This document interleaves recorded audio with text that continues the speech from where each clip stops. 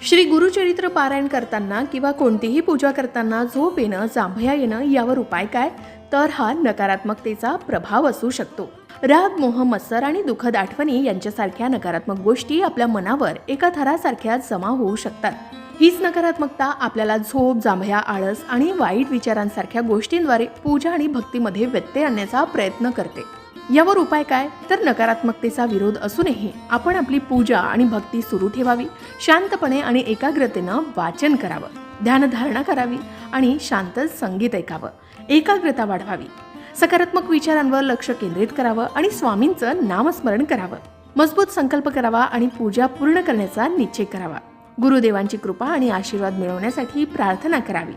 कारण पूजा, नामस्मरण आणि भक्ती यामुळे मन आणि आत्मा शुद्ध होतो. ईश्वरी शक्ती या नकारात्मकतेला बाहेर काढून स्वतःची जागा निर्माण करते असं सांगितलं जातं.